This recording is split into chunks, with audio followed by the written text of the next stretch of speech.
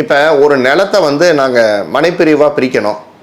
அதில் வந்து ஊடை வந்து எங்கள் நிலத்தோட ஊடை வந்து போஸ்ட்டு போகுது, இபி போஸ்ட்டு போகுது. என் இடத்துல ஒரு இபி போஸ்ட்டு 2-3 போஸ்ட் இருக்குது, இல்லை ஒரு போஸ்ட் இருக்குது.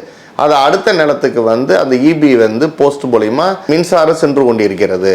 இதை நாங்கள் வந்து எப்படி வந்து அணுக வேண்டும் அப்படின்னா, நீங்கள் சம்மந்தப்பட்ட அந்த மின்சார வாரியத்தோட உதவி பொறியாளர் அல்லது உதவி செயற்பொறியாளரை அணுகி நீங்கள் ஒரு விண்ணப்பத்தை அளித்து, நான் இந்த மாதிரி மனைப்பிரிவு பிரிக்க போகிறேன் நகர் ஊரமைப்பு இயக்கத்தில், ஸோ இந்த மாதிரி வந்து போஸ்ட்டு இருந்ததுன்னா எங்களுக்கு வந்து அது ரொம்ப இடர்பாடாக இருக்கும், அதை வந்து நீங்கள் வந்து மாற்றி அமைச்சு கொடுங்கன்னு சொல்லி ஒரு லெட்ரு கொடுத்துட்டிங்கன்னா, ஒரு விண்ணப்பம் கொடுத்துட்டிங்கன்னா, அதற்குரிய மாற்றி அமைப்பதற்குரிய கட்டணத்தை வந்து மின்சார வாரியம் உங்களுக்கு வந்து சொல்லுவாங்க. நீங்கள் அந்த கட்டணத்தை செலுத்திட்டு அந்த ரசீதை நீங்கள் உங்கள் பதிவு பெற்ற பொறியாளர்கிட்ட உங்களுடைய நிலத்துக்கு மனைப்பிரிவு பிரிக்கிறதுக்காக வேண்டி நீங்கள் வந்து அந்த அப்லோட் பண்ணும்போது இதையும் அந்த கட்டணத்தோட ரெசிப்டையும் செலுத்தின ரெசிப்டையும் சேர்த்து அமுச்சு விட்டிங்கன்னா நீங்கள் அதில் எந்த விதமான இடர்பாடும் கிடையாது.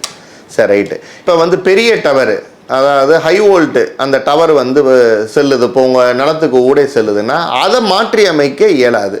நீங்கள் இபியில் போய் நீங்கள் வந்து என்ன தான் வந்து நீங்கள் எங்களுக்கு மாற்றி கொடுக்குன்னு சொன்னாலும் அதுக்கு உண்டான முகாந்தாரம் அங்கே இருக்காது.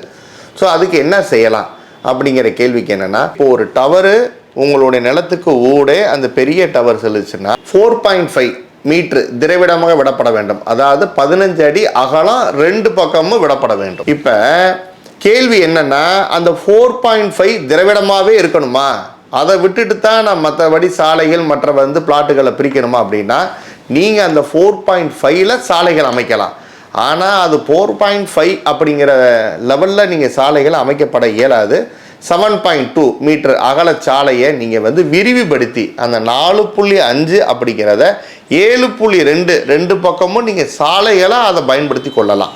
ஆனால் அதில் வந்து மனைகள் வந்து அமைக்கப்பட முடியாது. அதாவது பிளாட் அதில் அமைக்காமல் செட்பேக், அதுக்கு பேர் திரவிடம் தான். இந்த விதிகளை நீங்கள் மேற்கோள் காமிச்சு கோடிட்டு வரைபடம் தயாரிக்கப்பட்டு மனைப்பிரிவு ஒப்புதல் நகர் ஊரமைப்பு இயக்கத்தில் பெற்றுக்கொள்ளலாம்.